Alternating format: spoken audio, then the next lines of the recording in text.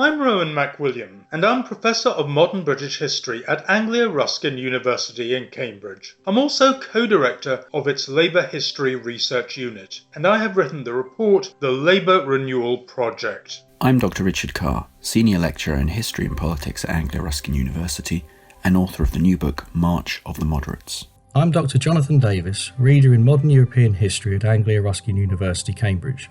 I'm also co-director of the Labour History Research Unit and co-editor of Labour and the Left in the 1980s. We believe that historians have a duty to contribute to political discussion. Political renewal is a process a party goes through to find a way to reconnect with the electorate after a major shock. It would normally take place after a party has been out of power for some time, as this shows that what it has offered at various previous elections was not what voters wanted. Renewal means more than just the winning of general elections. It also means developing a sense of mission amongst MPs and the Labour movement at large. Just as the Conservatives had to reconcile themselves to a bigger state in the 1940s, or Labour to the consumer society in the 1950s, sometimes politicians have to revisit how their party should orient itself towards the electorate.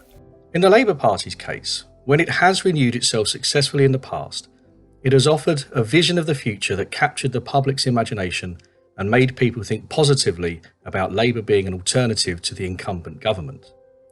It did this in 1945 when it established the National Health Service and the welfare state, in the 1960s with Wilson's white heat of technology, and in 1997 with Tony Blair. Labour needs to identify the problems of modern Britain and come up with practical solutions that will make Britain a better place. Renewal does not mean embracing Tory policies. It does not mean embracing austerity. What it does mean is recognising that Labour needs to do progressive politics better. Labour lost the 2019 election because its Brexit policy was a fudge that pleased precisely nobody. But the cause of defeat went deeper. Corbyn's shopping list of every left-wing agenda under the sun alienated too many voters, most of the British public indeed, who have little interest or faith in such causes. Jeremy Corbyn never convinced the electorate that he could be a convincing Prime Minister. Then there was the problem that the party was tainted by allegations of anti-Semitism, which quite simply rotted Labour from within. Finally, Labour's manifesto was overloaded, as Keir Starmer has said. There were too many proposals and the costs of them were eye-popping. People quite simply did not believe the manifesto and turned to the Conservatives. Keir Starmer should recognise that Labour can only win if it unites both the political left and the political centre. He should be less interested in speaking to the Labour Party itself and more interested in speaking to the nation as a whole. He should impress people with Labour's focus on their priorities and with Labour's seriousness. Starmer has wisely avoided tying himself to any concrete plans, stating that he was not going to pretend he could know what would be needed in 2024.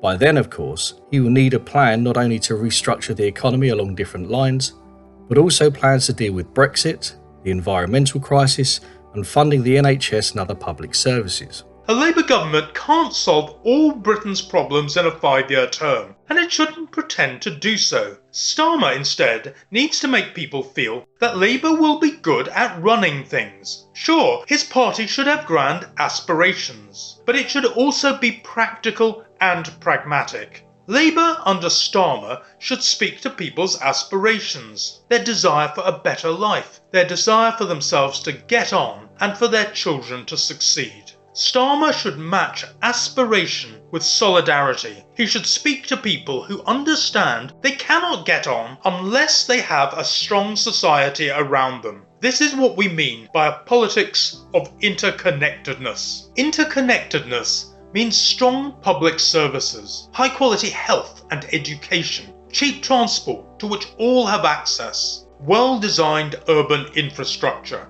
For younger people, the priority will be their struggle with sky-high rents. For others, interconnectedness will be about access to a decent bus service. The priorities of the public are changing during the coronavirus pandemic, and Labour needs to speak to these priorities by demanding key workers are kept safe and are properly paid and honoured for their service. Labour under Starmer needs to be forward-looking, but forward-looking in the context of the 2020s means thinking about issues of climate change and of securing the planet for the next generation and for generations to come.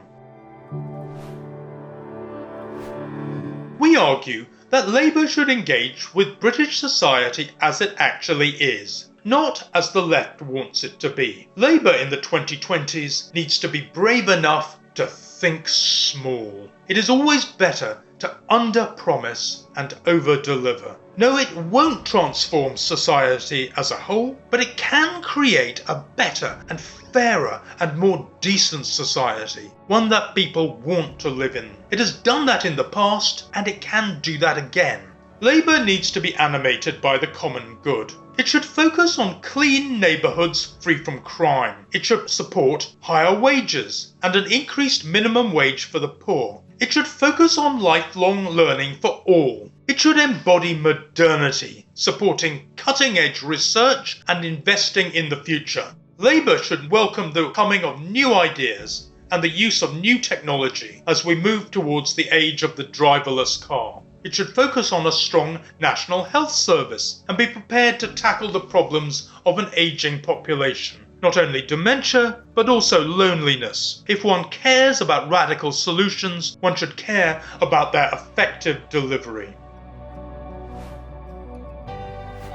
Labour has just suffered its worst electoral defeat since 1935. In order to form a government, it will need 124 MPs in addition to what it has now. That requires a larger swing than the one that Tony Blair got in his landslide victory in 1997. In order to renew itself, Labour needs a credible leader who commands the respect of the general public. However, things may be going Labour's way in the wake of the coronavirus pandemic. There's clearly a greater popular appetite for public spending and state intervention. Labour must make the running in showing how British society should be run after the pandemic, even though it will not get to implement the changes in the short term. It should make the British people face the future. In the Labour Renewal project, we've looked to Labour's history to show how it has revived itself in the past. We argue that Labour should not feel it has to make a choice between a Jeremy Corbyn approach or a Tony Blair approach. Both were unusual Labour figures who were not typical of the kind of leader that Labour has had in the past. Keir Starmer, for example, claims to admire Harold Wilson, who caught the modernising spirit of the 1960s. To renew itself, the character and personality of Labour activists needs to change. Many of its supporters are now middle-class graduates who sometimes live in a different mental world from the people Labour exists to represent. Many activists do not register that what they see as passion for the right causes can be regarded as finger-wagging virtue signalling by others. Activists should live their politics in a joyful but also in a humble way. Activism for the 2020s needs to recognise that one thing that puts people off the left, especially working class people, is the feeling that politically correct, well-off individuals are looking down their noses at them and seeking to police their behaviour. Activists should also not blame all of Labour's problems on the media. This is always the soft option for the left. Sure, much of the treatment of Labour by the press is unfair, but the media reflects as well as shapes public opinion. Reconnecting with voters then means paying them the respect that they can think for themselves. Labour has usually managed to win when it is prepared to look forward, when it stands for modernisation. That's the thread linking its victories in 1945, 1964, and 1997. It wins when it appeals across the classes, from middle-class professionals through to people working in call centres and supporting the elderly in care homes. It wins and renews itself when it is pragmatic, when it offers commonsensical solutions. As Tony Blair said, the big question to ask when devising policy is, what works? Labour has also renewed itself when it has been able to identify issues whose time has come.